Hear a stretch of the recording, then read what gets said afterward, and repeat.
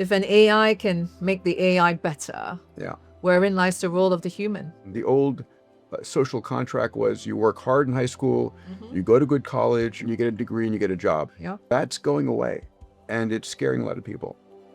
The world is moving faster than ever before.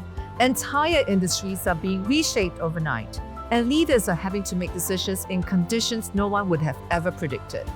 So, what the series does is it gives you an inside look into how these decisions are made or can be made. Real-life stories and lessons from leaders who know how to navigate this volatility, who know how to build trust, and who move forward when the future feels uncertain.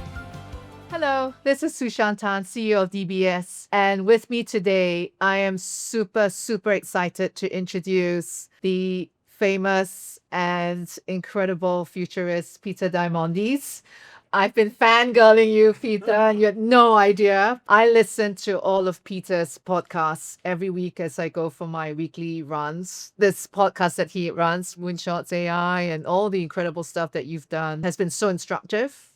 7 years ago, I attended Singularity University at the NASA campus and took away so much. And Peter, just so excited to be here with you.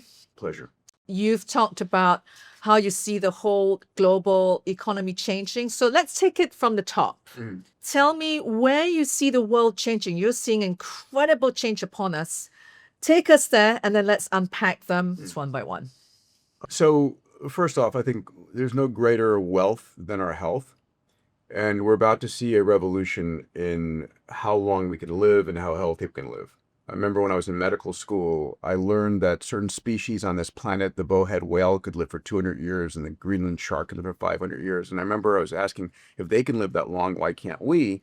And my conclusion was it was either a hardware problem or a software problem. And we're going to be able to fix that. And I think with really one of the greatest forces ever, AI, is going to enable us to understand why we age, how to slow it, stop it, and reverse it. So culturally, we're going to see a world in which people can start to understand that their life expectancy will exceed 100 years old.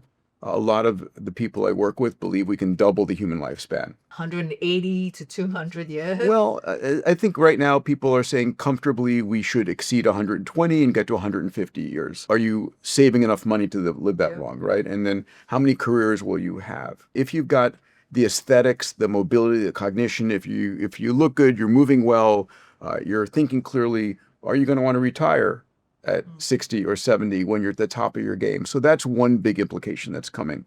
The thing that's differentiated us from all species on this planet is our intelligence. We're not the fastest, we're not the strongest, but we are, I like to believe, the most intelligent species on Earth. And so what happens when intelligence is available as a service? For example, Baidu and Google basically made access to information equal for the poorest child and the wealthiest child, the heads of nations and everybody. What happens when intelligence is equally available to everybody? One of the things that we're seeing in my AI venture fund, Link Ventures, that's based out of MIT and Harvard, is that the average age of entrepreneurs starting billion-dollar companies is dropped from mid-30s to early 20s. Wow. So you got Gen Zs now being founders of unicorns. And why? Because these young entrepreneurs don't know what they can't do. There's no legacy systems to hold them back. There's nothing, right. And now they have the greatest tools ever, and it can be 2 or 3 guys or gals together who can experiment and take big risks that large companies don't take. So we're going to see a lot of wealth creation in different populations. So just take a step back. So you're thinking longevity as a theme, macro theme, it's got tremendous opportunities. It's your new sort of, $1 trillion investment opportunity. And of course, AI. Yeah. The big game changer, knowledge and intelligence being democratized. But also in view of your theory of abundance, surely as the singularity happens, will that mean that knowledge becomes increasingly free? What does that mean for jobs? What does that mean for white-collar work? What does it mean for knowledge jobs and human intelligence? If an AI can make the AI better, wherein lies the role of the human? Yeah, that is the big conversation. I wrote a book years ago called Abundance, the Future is Better Than You Think, arguing that everything we hold of value, food, water, energy, healthcare, education, all these things are are becoming available to everybody on the planet at de minimis costs, right? My Ds are demonetized, dematerialized, democratized, and such. And that's proven out. That thesis is proven out across the board. But as we start to have AI doing the work, the white collar, and robots doing the blue collar work, what do we do? Yeah. And I think one of the things is, how do we use that power now to make grand dreams come true? I think we're going to move towards a future where most everybody's an entrepreneur. We see all these sort of large corporates changing their operating model, and I think they're going to be forced to. Here's a situation. The old social contract was you work hard in high school, you go to good college, you Yeah. work hard there, then you get a degree and you get a job. yeah, That's going away, and it's scaring a lot of people. So what do you do now? Now I think what's important, I've got 2 14-year-old boys, and I think about their future. Will they go to college? You have to find your purpose in life, and how do you use these technologies to build your moonshots, to go and create something of value? What are problems that you want to solve? I grew up on Star Trek. I Dr. think Spock. Doctor, yes. We have a challenge of, are we going to create a Star Trek future or a Mad Max future? Yeah.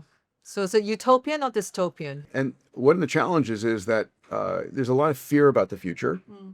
And I think that fear in part comes, everything they've held as stability in their lives is changing rapidly. The second thing is that Hollywood, unfortunately, shows us all these negative visions of the future. The Matrix. And Terminator, Terminator. all of these things. And so if that's the future you've seen, you get scared about that. Yeah. And so we need to show people a vision which is hopeful and compelling for them. I hope you're right, and the democratization of knowledge and intelligence leads to opportunities being available for everybody. Yeah. The truth is, there is a lot of wealth concentration happening. There The is. Mag 7, to your point, Yeah. is now what? Half of the US GDP. US GDP Yeah. in terms of their revenues. And if the concentration of capital and technology goes to just the same big players, how do you spread that out? Yeah. So there's a new economy that's coming. So what do we spend our money on today? We spend our money on health, on education, on housing, on entertainment. And we have to realize that healthcare is going to be available for free, right? So you're no longer spending money. Your AI is your diagnostician. I had a podcast with Elon Musk, the Optimus robot for him. There are lots of great robot companies. There are hundreds of robot companies right now growing. Yeah. The best surgeons in the world will be robots, Far more precise. far more capable, Yeah. right? That can see in Yeah. infrared and ultraviolet, Yeah. no hands are shaking, Yeah. didn't Yeah. get too little sleep. Yeah. And so if the cost of the best surgery in the world is electricity and CapEx, then you've demonetized access to surgery. Great surgery. And we start to cure cancer. Dario Amodei said we're going to double the human lifespan because of AI. Demis Hassabis, the head of DeepMind at Google, has said we're going to eliminate all disease. So all of a sudden, this category of healthcare spend goes to near zero. The best educators in the world will be AIs, and it knows your child's passions, purpose, their favorite movie stars, favorite How colors. scary is that? Well, but all change is fundamentally scary because humans like waking up in the morning and knowing the world is the same as it was last night. And Oh no, that would be boring. it would be, but regardless, people want that. And They want stability. they want But stability. they also want trust and security, Peter.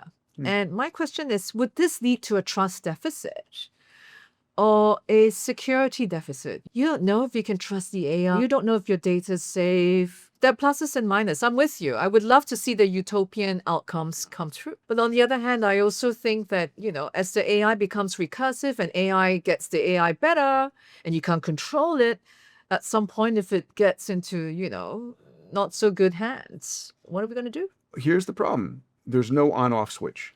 There's no kill switch? There's no velocity knob. We are moving rapidly, right? In the US, the hyperscalers, the foundation labs in the United States, Google, Anthropic, XAI, all of those are in an interesting situation. They're competing against each other. And then the US views it as a binary state of China versus US. So these levels of competition are moving things as fast as possible. Yeah. And yes, that is concerning. That is concerning. Yeah, no question about it. At the same time, AI is delivering us miracles on a constant basis. So I think a lot of the hyperscalers are saying we're going to deliver the best education, the best healthcare. You can't slow us down. If you slow these things down, you're going to slow down the curing of cancer, the doubling the human lifespan. What I do know is that the world is going to look very different 10 years from now than it does today. And we're in this period of time. I think people don't realize this when I talk about this on the Moonshots podcast with my moonshot mates, that we're entering a period where we're going to be able to solve almost all problems. Math is being solved. Physics is being solved. That.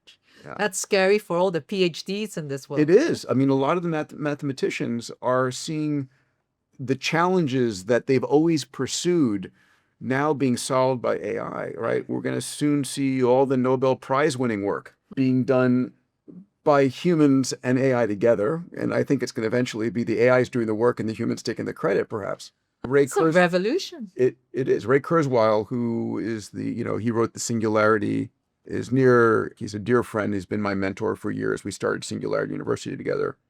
And, he talks about the singularity, that moment in time when it's impossible to predict what's coming next. And we're in the middle of the singularity now. We're living it. We're living it. Yes, It's right now. Yeah. And it's not something that governments understand. My biggest concern is governments don't truly understand how fast the world is changing. Yeah. And humans just can't keep up, right? So I guess what's your advice, Peter? I mean, we have customers, both corporate customers and individual consumer customers, wealth management customers. They'll need to know, how do they prepare their companies for this eventuality? How they prepare their portfolios, their children for this eventuality? To your point about, white collar jobs changing, if you're a CEO, you're a business leader, you've got to reconfigure your operating model. You're going to try and get more efficient. You're going to have to change your org chart. Is it no longer going to be bell curve distribution? And then if you are saving for the future, you got to rethink if you're going to double your lifespan.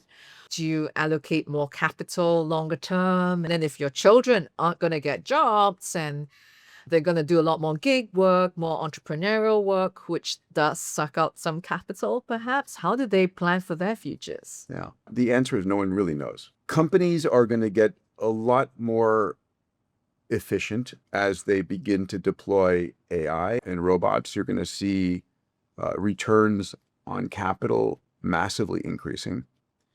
Some of the predictions on GDP growth, which GDP is not a good measure of what's going on, but there's going to be a massive increase in income for a multitude of companies. And we're going to see a lot of disruption. A lot of companies are going to go away. Yeah.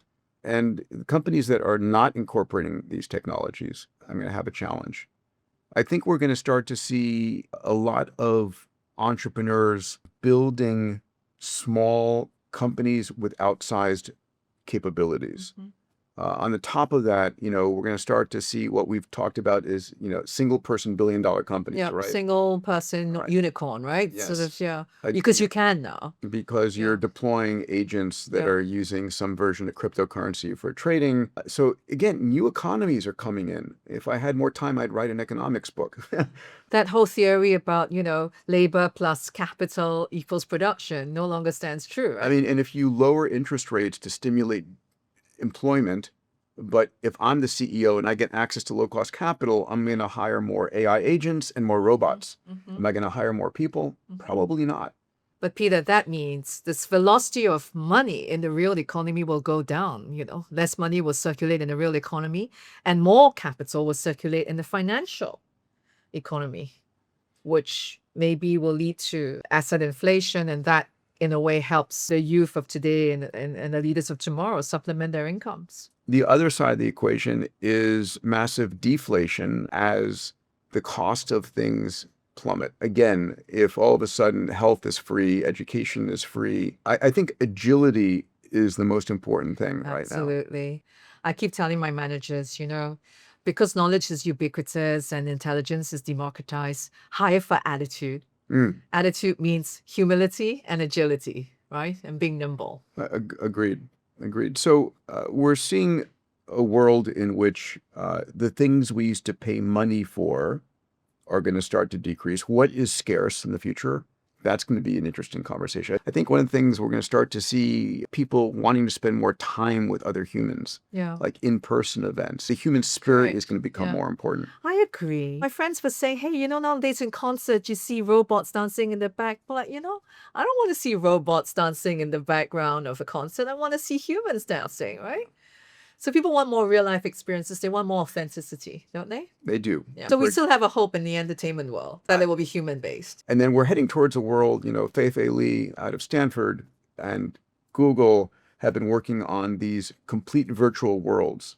So what happens when all of a sudden I enter into a virtual world where every pixel is AI generated and it's photorealistic, and I can enter a world of amazing entertainment that I control everything that's there. We're going to start to spend our time in different ways. And again, it's the velocity of change that is unpredictable. Another thing that Elon said is we're in almost a post-capitalist society. Really? What does he mean by a post-capital society? Well, if all of a sudden money starts, and not a good conversation to have with the CEO of a bank. I'll take it. But if at the end of the day, the cost of everything is massively demonetizing. If I want a house, I'm going to have robots build that house for me. If I want to transport someplace, I'll be in an autonomous electric car. If I want education or healthcare or entertainment, all these things start going towards a near zero cost. This is a world that I don't think anyone's prepared for. Yeah. Now, at the end of the day, wealth's being concentrated. Yes, true.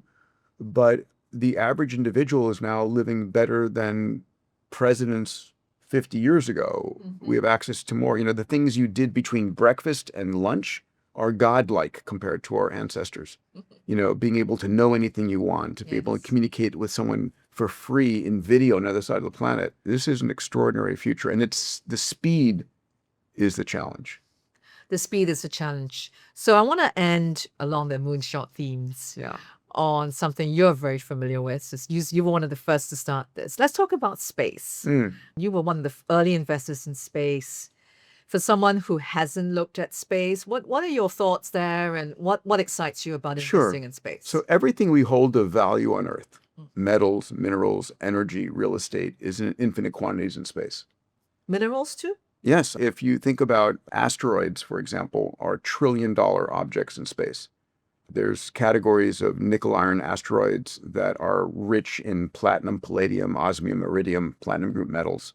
And even another category of asteroids called carbonaceous chondrites are rich in water. Every ounce, every millimeter, centimeter, and gram of water on Earth came from asteroids in space, comets in space. We are about to move irreversibly off the planet. Millions of years from now, people will look back at these next few decades as the moment in time that the human race moved off planet into the cosmos. The last time we did that, we moved out of the oceans onto land as a species. Wow. As my friends say, we're about to speed run Star Trek. We're about, in the United States this year, we're sending the first humans in cislunar, going back around the moon. We're landing on the lunar surface. This is a little bit of a US-China race to go to the moon. We're heading to Mars. And the robot technology is enabling us to do this. And I think it's an amazing time. It's an amazing time. You're a pilot, so you see yourself piloting?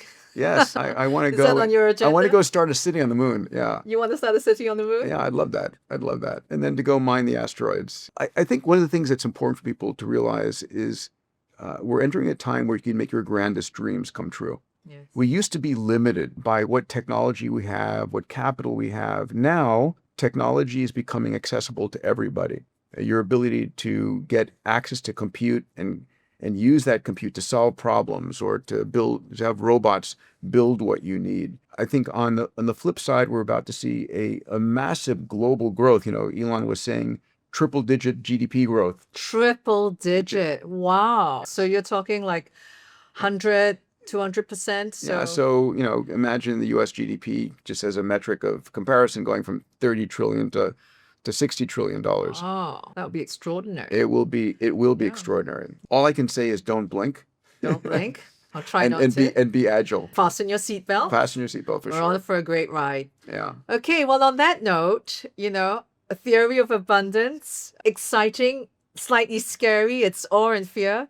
future ahead of us, your theory of abundance and your AI loop, the longevity loop, the energy loop. Yes. And now, of course, we're only restricted by our own human I imagination. think so. It's finding your purpose. Finding your And purpose then and making your grandest dreams And come then true. how do you use what's now becoming accessible to everyone to go bigger, to dream bigger than ever before? I love that. Let's all dream bigger than ever before. Thank you, Peter. Thank you. We've learned so much. Thank pleasure. you for being with us.